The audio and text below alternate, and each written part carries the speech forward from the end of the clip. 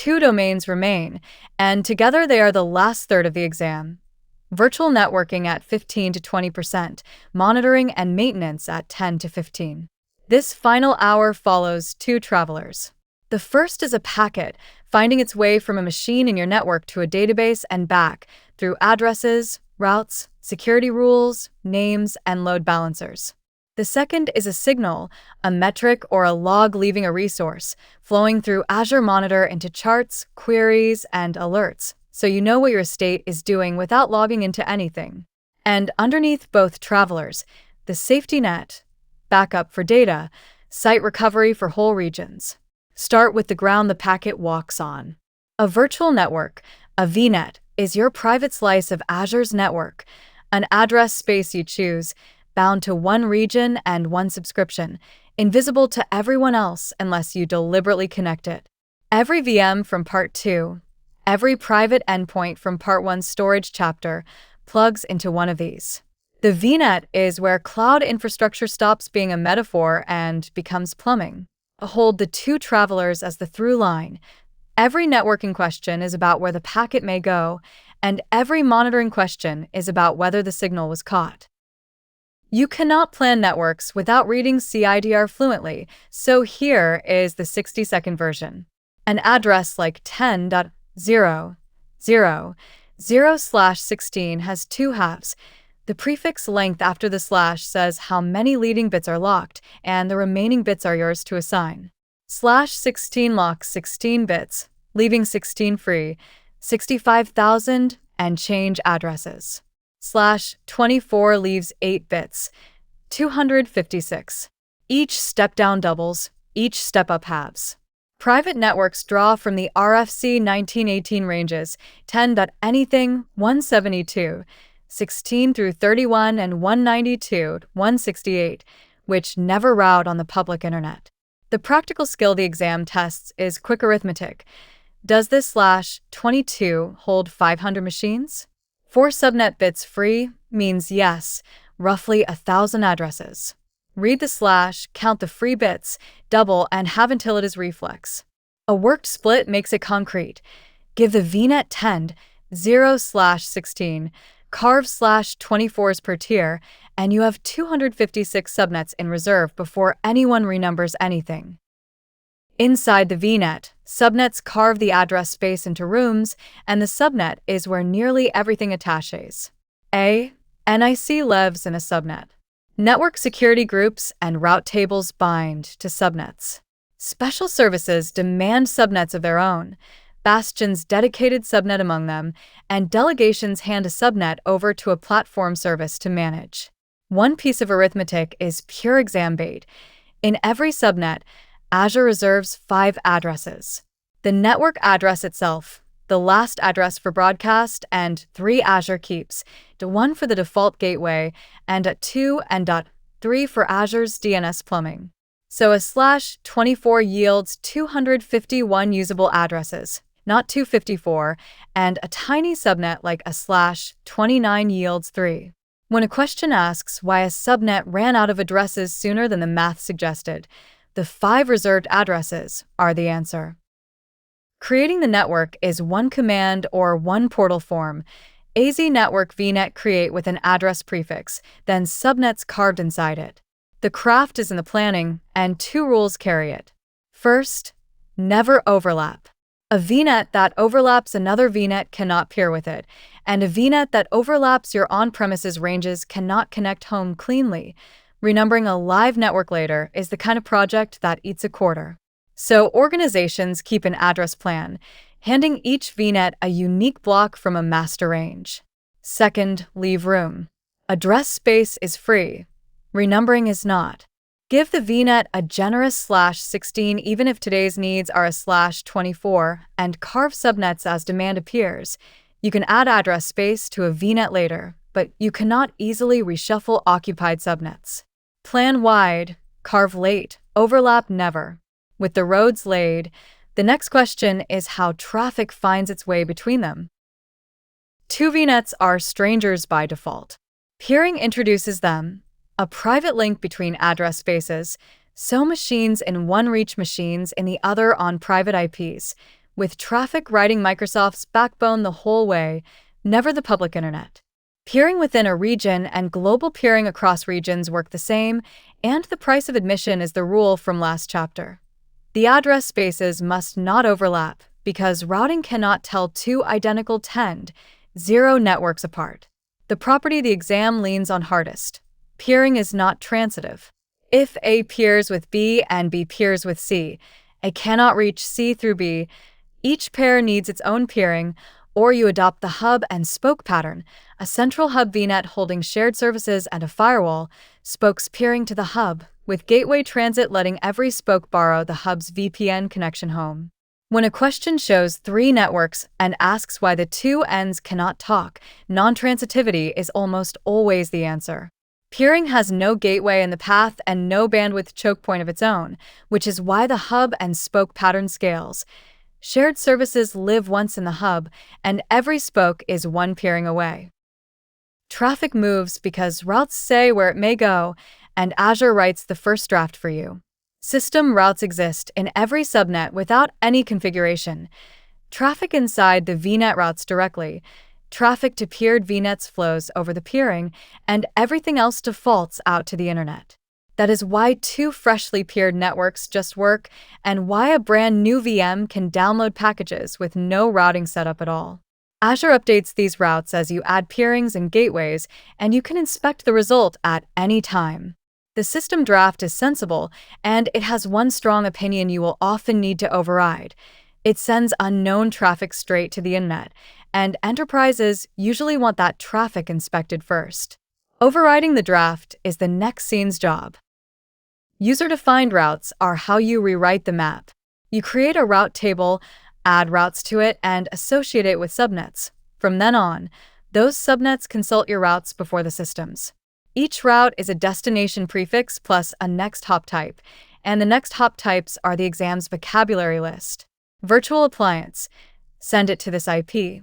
Invariably a firewall, and this is the route that builds inspected egress, a default route sending 0, 0, 0, 0/0 to the firewall's address. Virtual network gateway. Send it home through the VPN. Virtual network. Route locally. Internet straight out. None. Drop it, a black hole for traffic that should never leave. Selection follows longest prefix match, the most specific route wins, and when prefixes tie, your UDR beats the system route. The classic exam scenario: all outbound traffic must pass through a network virtual appliance. The answer is a route table on each workload subnet with a default route whose next hop is the appliance's private IP. For completeness, routes learned from a VPN's BGP session slot between the two. Your UDR wins over BGP, and BGP wins over the system defaults. When traffic goes missing, the first stop is effective routes. The merged table a NIC actually uses system routes plus peering routes plus your UDRs, visible on the NIC or through Network Watcher. Reading it answers most mysteries in one look. A VM that cannot reach the internet after a routing change usually shows a default route pointing at an appliance that is down or misconfigured. A subnet that cannot reach a peered network shows the peering route missing or shadowed by a broader UDR sending everything elsewhere. A route to none explains the silence exactly as designed. The reflex to build for both the exam and real life. Do not stare at the diagram. Pull the effective routes and read what the packet actually consults. The diagram is the intention. Effective routes are the truth. Put the first 2 chapters on one map before moving on. An enterprise lands in Azure with a hub VNet and 3 spokes, 1 per application team, each drawn from the address plan so nothing overlaps. The hub holds the shared expensive things: the firewall appliance, the VPN gateway home, the Bastion host. Each spoke peers to the hub, and gateway transit on those peerings lets every spoke reach on premises through the hub's gateway without owning one. Spokes do not peer with each other, so spoke-to-spoke traffic must transit the hub, which is exactly what the architects want. Every UDR in every spoke says default route. Next hop the firewall's private IP, and the firewall decides what passes, east, west, or out. One diagram, and it exercises the address plan, peering, non-transitivity, gateway transit, and user-defined routes in a single breath. Most of the exam's multi-network scenarios are this picture with one deliberate mistake in it. Knowing the healthy version makes the mistake stand out. Some machines must face the internet, and that is what public IP addresses are for, a resource of their own, attached to a NIC, a load balancer, or a gateway. The modern answer is the standard SKU, statically allocated, zone-capable, and closed by default, meaning nothing reaches it until a network security group explicitly allows traffic. Its predecessor, the basic SKU, is retired for new work, so exam answers that involve creating public IPs mean standard now. The deeper habit this chapter builds: treat a public IP as a deliberate, slightly expensive decision. Every one of them is a attack surface, and most machines never need one. Part 2's defaults conversation and this chapter's Bastion scene both exist because of that. When you do allocate one, it is static, it can survive its VM, and DNS from Part 1's toolkit can give it a name. A public IP can also carry a DNS label, a name under the region's Cloud App domain, and Part 1's alias records confront it with your own domain cleanly. Network security groups are the doormen of Azure networking, and their anatomy is straightforward. An NSG is an ordered list of rules, each of 5 tuple: source, source port, destination, destination port, protocol, plus a priority number and an allow or deny verdict. Priorities run from 100 to 4096 and lower numbers win. The first match decides. Every NSG is born with default rules you cannot delete, only override. Inbound, traffic from within the virtual network and from Azure's load balancer is allowed, and everything else is denied. Outbound, traffic to the virtual network and to the internet is allowed. So a fresh NSG blocks inbound internet traffic and permits outbound browsing, which is a sane starting posture. Writing rules by IP range gets old fast, which is why service tags exist. Named groups of addresses that Microsoft maintains: virtual network, internet, storage, Azure Load Balancer, so a rule can say allow storage without anyone memorizing address blocks that change weekly. The default rules live at priorities above 65,000, deliberately out of your range, so any custom rule you write outranks them. One NSG can attach at 2 levels, and the evaluation order is a favorite exam question. Attach an NSG to a subnet, and it guards everyone in the room. Attach one to a NIC, and it guards one machine. When both exist, inbound traffic passes the subnet's NSG first, then the NIC's, and outbound goes the other way, NIC first, then subnet. Both must say yes. A deny anywhere in the chain kills the flow. That 2-gate arrangement produces the classic mystery. The NIC rule plainly allows port 443, yet connections die because the subnet NSG never got the matching rule. The portal's answer is effective security rules, the merged view on a NIC showing exactly what applies after both NSGs are combined, the security twin of the effective routes trick from last chapter. Practical guidance the exam rewards: prefer subnet-level NSGs for consistent policy, add NIC-level rules only for genuine exceptions, and when in doubt, read the effective view rather than the 2 rule lists separately. Writing NSG rules against IP addresses couples your security policy to your address plan, and application security groups decouple them. An ASG is a label you attach to NICs. These machines are web servers. Those are database servers. Rules then speak in labels. Allow the web ASG to reach the database ASG on port 1433. Deny everything else. Machines join and leave the groups as they come and go, and the rules never change because the rules describe roles, not addresses.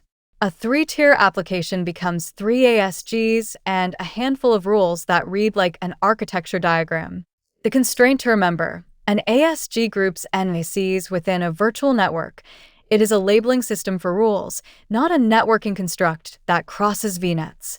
On the exam, the phrase security rules based on workload roles instead of IP addresses is the invitation to answer application security groups. Build one rule set, and the NSG machinery stops being abstract. 3 tiers: web, app, database. each a subnet with an ASG for its NICs. Rule 100. Inbound on the web subnet. Allow the Internet Service Tag to the web ASG on 443. Rule 200. On the app subnet. Allow the web ASG to the app ASG on 8080. Rule 300. On the database subnet. Allow the app ASG to the database ASG on 1433. Then Rule 4000 on each. Deny virtual network to virtual network, closing the east-west default that the built-in allow rule would otherwise leave open, while the Azure Load Balancer tag stays allowed above it so health probes survive. 5 rules, readable as an architecture diagram, no IP addresses anywhere. Web from the internet, app from web, database from app, nothing else sideways. The exam's rule ordering questions are this exercise with one line shuffled. Remember, lower priority number wins, and evaluation stops at the first match, and you can debug their rule set the way you just built this one. How do administrators reach their machines?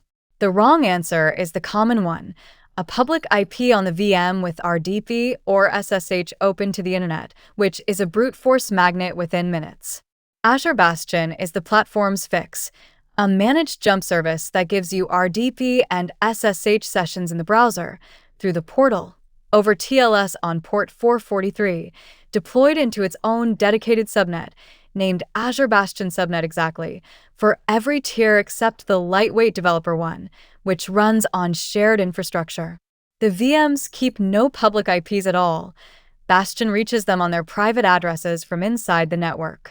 Your laptop only ever speaks HTTPS to Bastion, so nothing in your NSGs opens 3389 or 22 to the world. It comes in SKUs from a lightweight developer tier for one-off connections up through tiers that add native client support, so you can use your own RDP or SSH tools through the Bastion tunnel rather than the browser. The exam pattern is blunt.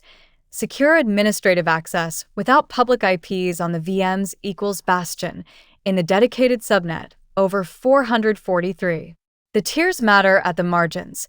The higher SKUs add native client support, so your own RDP and SSH tooling rides the Bastion tunnel instead of the browser. Sessions ride a browser tab, or on the higher tiers your native tools, and everything is auditable in one place, which is the half of the story security teams care about. Now connect the network to the past services from part 1. A storage account's firewall can say only my VNet may enter, and service endpoints are the original mechanism behind that sentence. Enable a service endpoint for storage on a subnet, and that subnet's identity travels with its traffic to the storage service.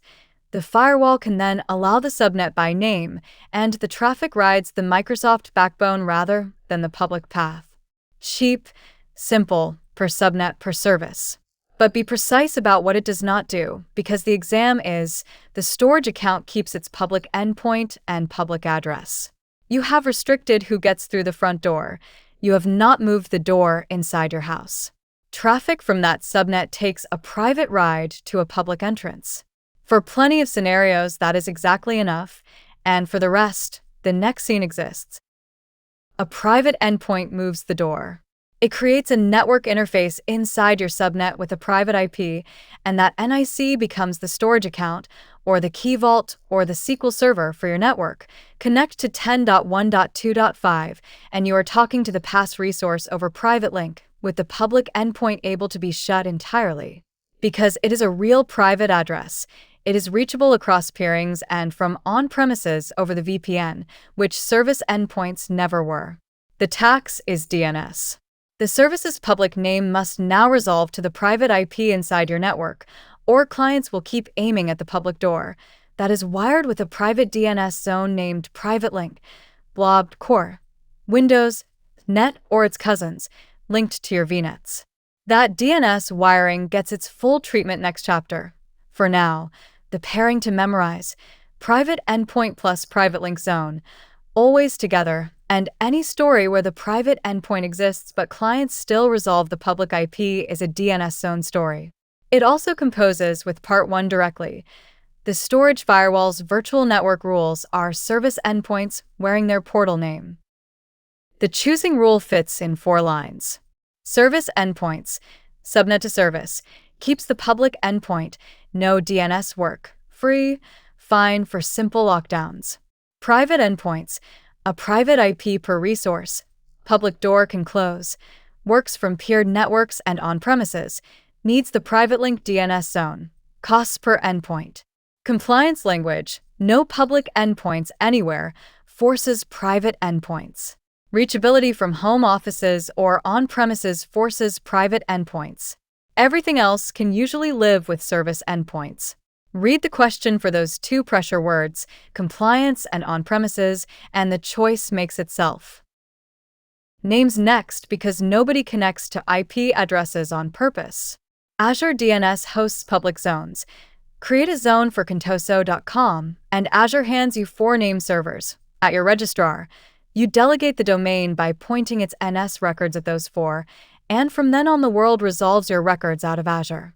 Inside the zone live the record types you already know: A for addresses, name for aliases, MX for mail, TXT for the verification strings that Part 2's app service domains leaned on. One Azure-specific nicety earns exam attention: alias records, which point a record directly at an Azure resource, a public IP for instance, and track it. When the resource's address changes, the record follows automatically, which also cures the dangling record problem where DNS keeps pointing at an IP released. Public zones answer the internet. The other half of DNS lives inside your networks. One habit saves exam marks: name for names pointing at names, A for names pointing at addresses, and never name at the apex, the same rule app service enforced in Part 2. Private DNS zones are name resolution for your VNets only. Create a zone, contosoed, internal, link it to the virtual networks that should see it, and machines in those networks resolve its records while the internet remains oblivious. Links come in 2 strengths: resolution only or with auto-registration, where every VM in the linked network writes its own A record into the zone at boot and removes it at teardown, an inventory that maintains itself. Private zones are also how Split Horizon DNS works. The same name, apt.contoso.com, resolving to a private IP inside the network and a public IP outside, because the private zone shadows the public one for linked networks. And they're the machinery under last chapter's private link wiring. The exam's angle is almost always the links. A zone that resolves in one VNet but not another is missing a link, and VMs that never appear in the zone are missing auto-registration. Who answers DNS queries in the first place?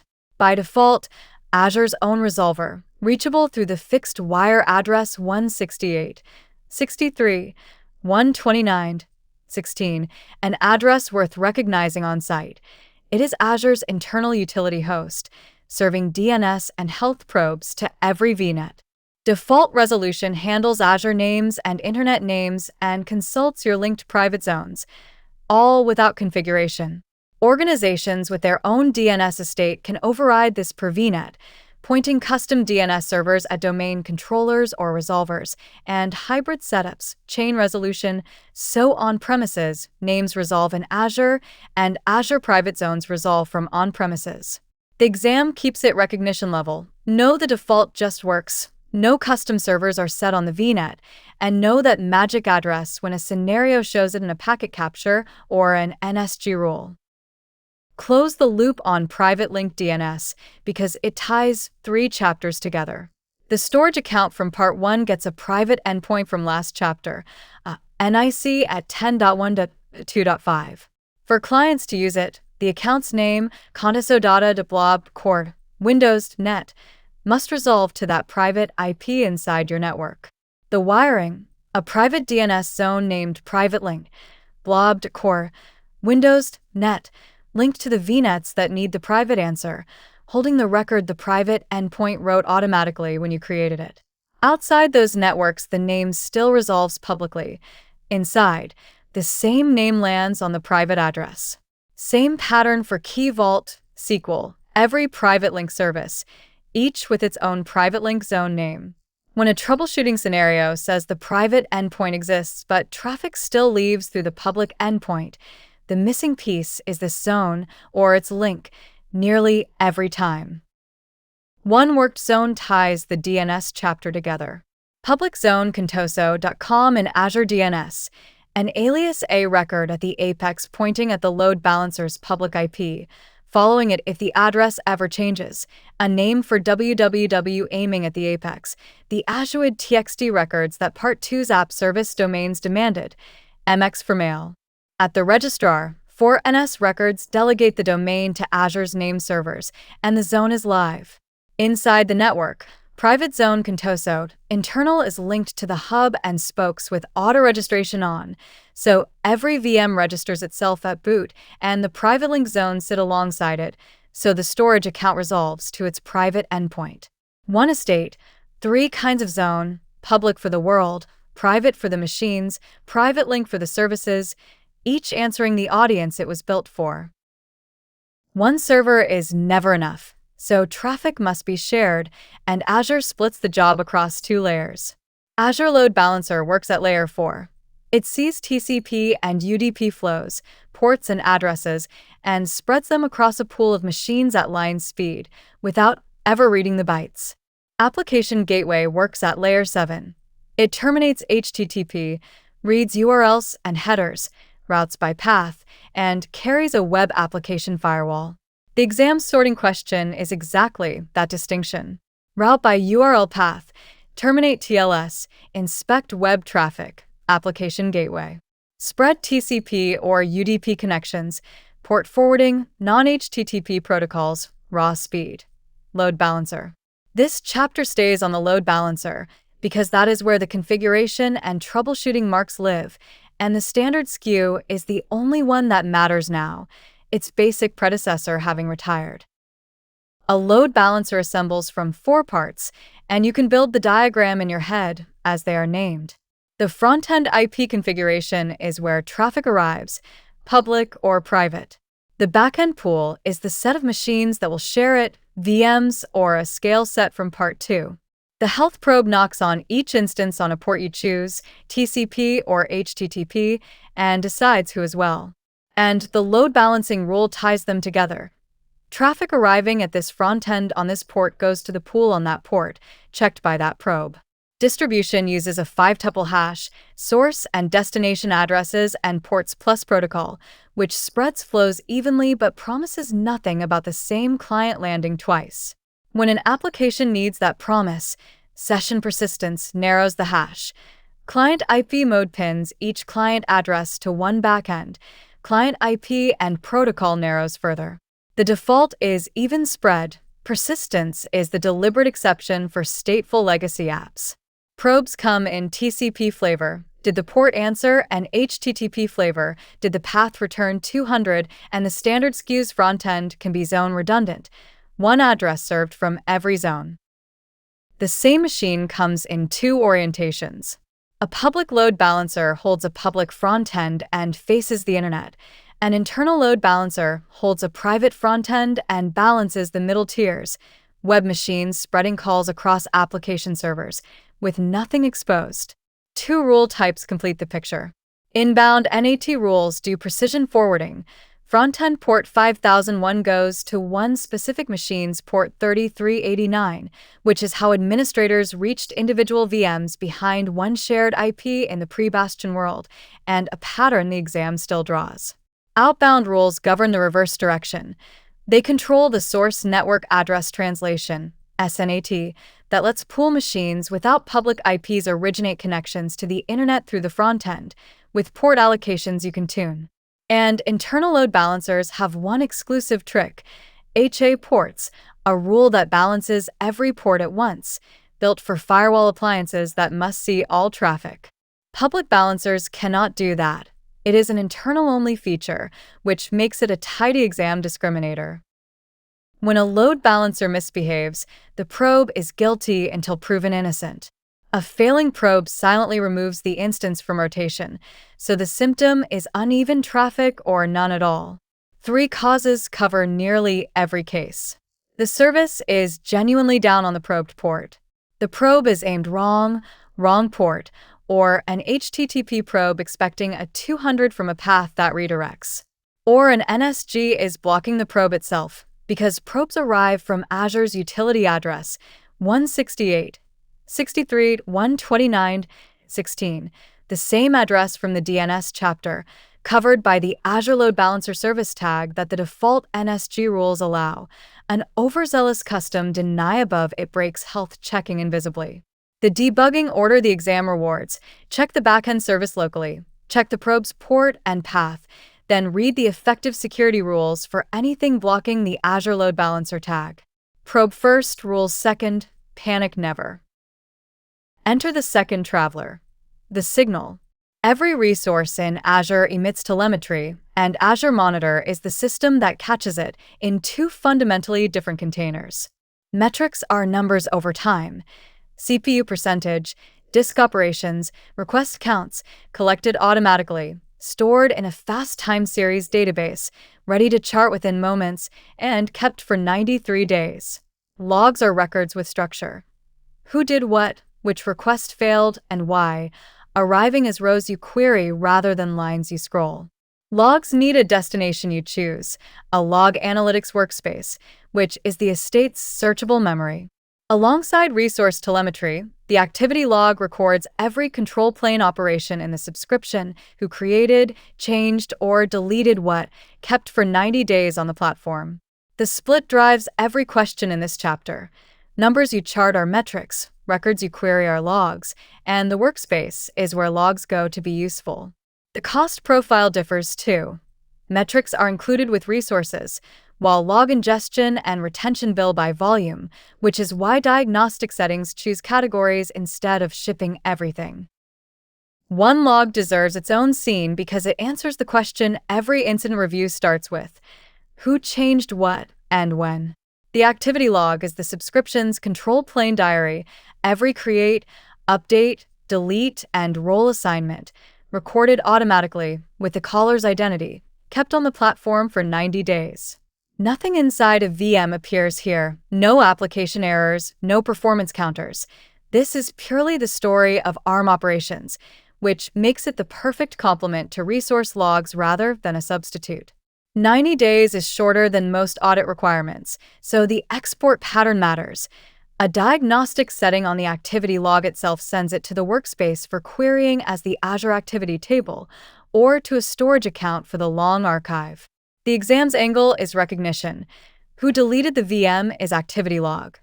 Why was the app slow is metrics and resource logs. Keep the audit trail for years is the export.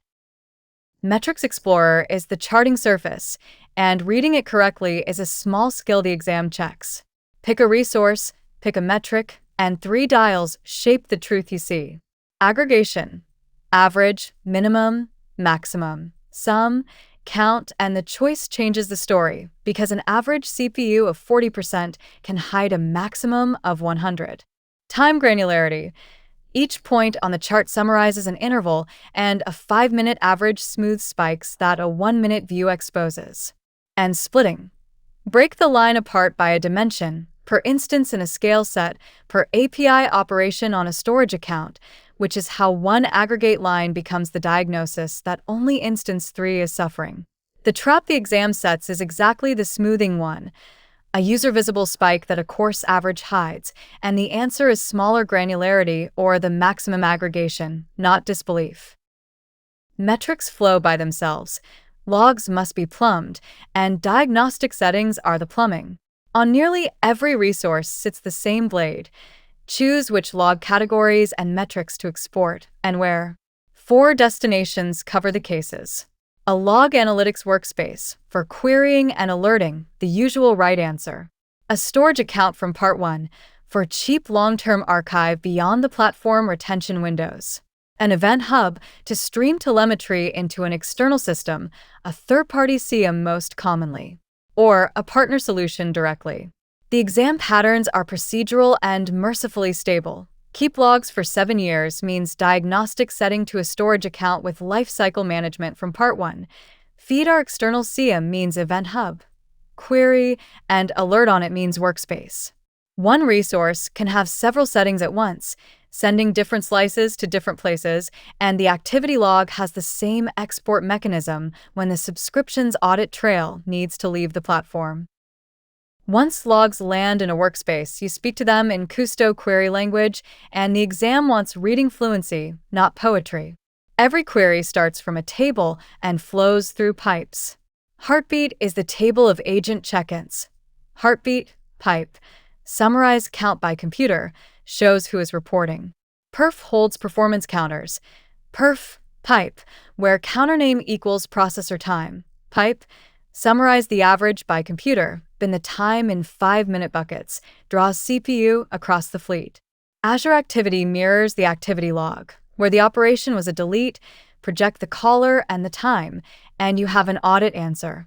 The operators worth recognizing on site are shortlist, where filters rows, summarize aggregates them by groups, bin buckets time, project picks columns, top takes the largest. Given a query, know what it returns. Given a goal, pick the query that gets there. That is the entire depth the exam asks. One more for the collection, Azure Activity, pipe, where operation name value contains delete, pipe, project caller and time generated, and the who deleted it question from the incident review answers itself. If a question shows a query and asks what it does, read it aloud left to right. Table, filter, aggregate, present. The grammar never changes. Since logs keep landing in a log analytics workspace, give the workspace its own minute. It is a real resource in a resource group in a region, and it is the unit of 3 decisions. Access. RBAC from Part 1 decides who queries it, and access can be scoped so a team sees only its own resources logs. Retention. How long rows stay queryable is configurable per workspace and even per table, with archive options beyond the interactive window, which is how query performance and 7-year compliance coexist.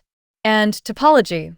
Organizations usually want few workspaces, often one per environment or region, because queries do not love crossing workspace boundaries and per workspace settings multiply. Agents on VMs, diagnostic settings on resources, and the activity log export all aim at the same workspace, which is precisely what makes cross-resource questions answerable, one query surface over the whole estate. Telemetry that no one watches is a diary nobody reads, so Azure Monitor closes the loop with alerts, and the model is an assembly line with 4 stations.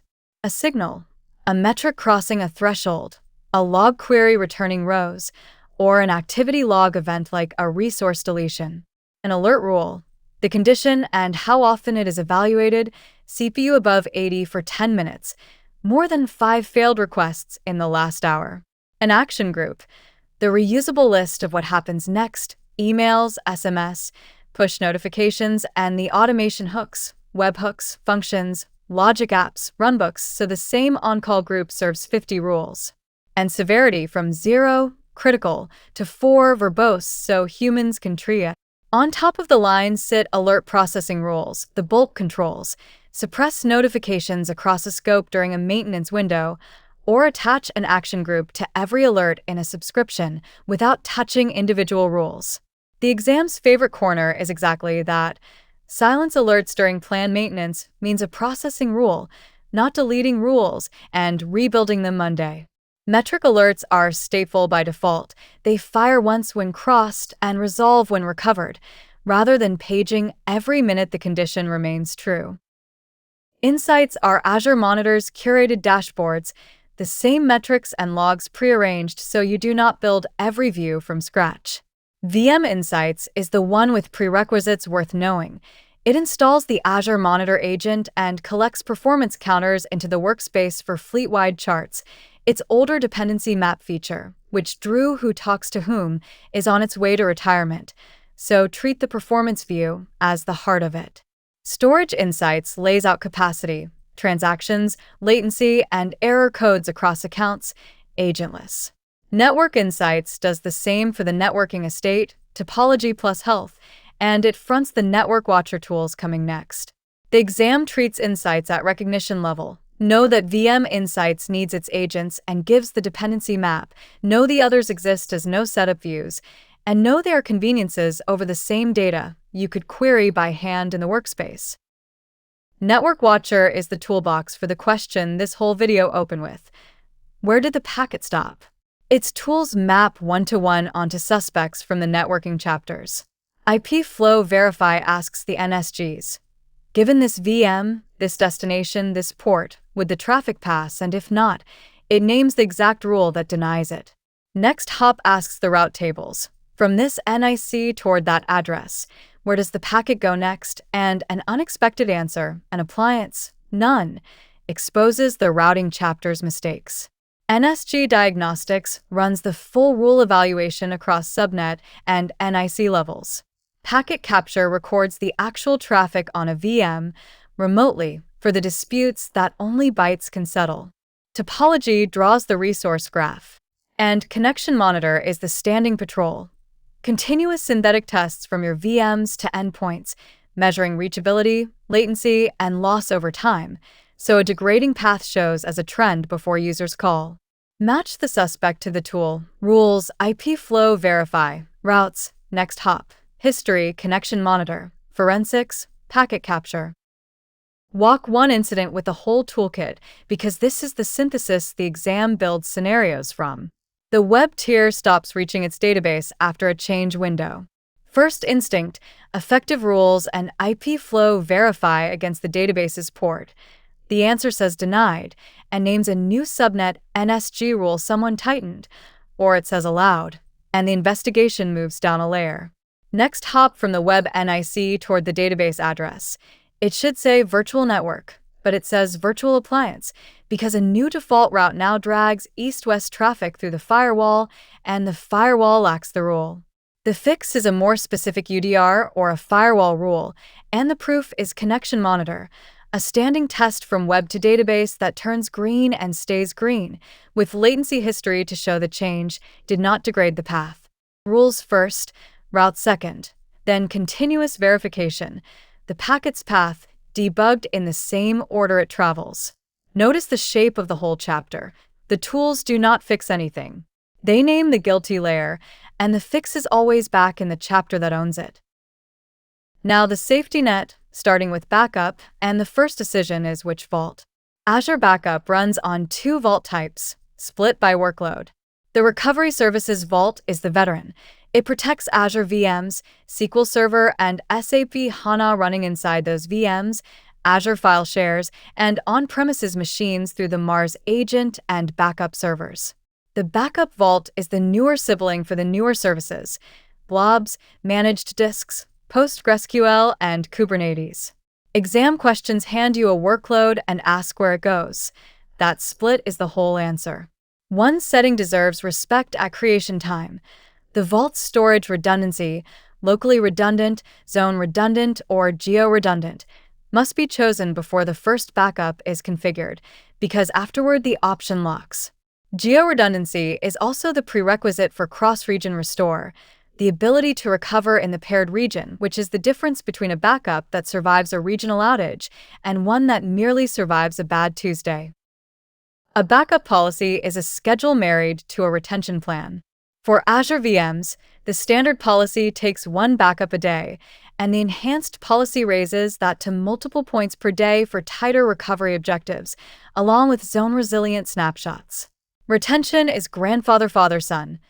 Keep dailies for 30 days, weeklies for 12 weeks, monthlies for a year, yearlies for 7, each dial independent, so compliance horizons and quick restores coexist without storing everything forever. And between the VM and the vault sits instant restore. The first snapshots stay locally for 1 to 5 days, 2 by default on the standard policy, which is why restoring yesterday's state takes minutes, snapshot speed, while older points come from the vault at vault speed. When a question contrasts a fast recent restore with a slow older one, Instant Restore's local snapshot tier is the mechanism being described. Policies live in the vault and attach per VM, so 2 fleets with different obligations simply use 2 policies, not 2 vaults. Restores come in flavors, and choosing the right one is the exam's favorite backup question. Create new VM is the simple path. Stand up a fresh machine from the recovery point next to the broken one. Restore disks hands you the disks instead, so you can attach them, harvest data, or build a customized machine from them. Replace existing is the in-place repair. It swaps the source VM's disks with the recovery points, snapshotting the current state first as a safety line, and it requires the original VM to still exist. File-level recovery skips machines entirely. A downloaded script mounts the recovery point as local drives. You copy out the 2 files someone deleted, unmount. Done, no VM restored. And cross-region restore, if the vault was geo-redundant, performs any of this in the paired region. Match the loss to the flavor. Whole machine gone, create new. Need the data, not the machine. Restore disks or file level. Machine exists but is corrupted. Replace existing. Region gone, cross-region. 2 guardrails close the backup chapter. Soft delete, the same instinct as Part 1 storage recycle bins. Delete a backup, deliberately or maliciously, and the data lingers for 14 extra days at no charge, which turns delete the backups, then encrypt the VM's ransomware choreography into a recoverable event. It is on by default. The exam treats turning it off as the wrong answer on principle. And visibility. Vault diagnostics flow into log analytics, where backup reports aggregate job success, storage consumption, and protection coverage across vaults, while built-in Azure Monitor alerts fire on backup failures and on security-sensitive operations like backup data deletion. No alert rules for you to author. Backups that fail silently are the horror story. The platform's answer is alerts on by default and reports one diagnostic setting away. Backup protects data in time. Azure Site Recovery protects service across space. The distinction is the chapter's spine. A backup answers give me back what existed at 9 a.m. Site recovery answers keep the application running even though its region is gone. For Azure VMs, ASR continuously replicates disk writes to a secondary region, staged through a cache storage account in the source region, maintaining crash-consistent recovery points minutes apart and app-consistent points on schedule. 2 letters govern every conversation about it. RPO, Recovery Point Objective, how much data you can afford to lose, which continuous replication drives toward minutes. RTO, Recovery Time Objective, how long until you are serving again, which is dominated by how practiced the failover is. A backup vault full of restore points does nothing for RTO on its own. Replication plus rehearsal is what shrinks it, and rehearsal is exactly what ASR sells. The operational loop has 5 verbs, and the exam tests them in order. Enable replication. Pick the VMs, the target region, and let the initial copy run. Test failover. The drill and the detail everyone remembers. It spins the replica up in an isolated test network, production untouched, replication unbroken, so the drill is genuinely free of consequences. A question about proving DR readiness without impacting production is this verb, always. Failover. The real thing, bring the machines up in the secondary region, then commit to finalize. Reprotect. Reverse the replication. Secondary becomes the protected source, because a failed-over application with no replication is standing on one leg. And fail back. Fail over again, homeward. Above the verbs sit recovery plans, ordered groups of machines, databases before applications before web tiers, with scripts and runbooks stitched between steps, so a regional failover is one rehearsed action instead of 40 panicked clicks, which is, fittingly, the same argument this whole series has made about automation from Part 1 onward. The cache storage account is the detail questions probe. Replication stages through it in the source region, so its health matters even though no restore ever reads from it. Traps, rapid fire, one last time. A subnet holds fewer addresses than the math promised. 5 reserved per subnet. 2 peered spokes cannot reach each other. Peering is not transitive, hub and spoke or direct peering. All egress must pass a firewall. Default route, next hop virtual appliance. A NIC rule allows the port, but traffic dies.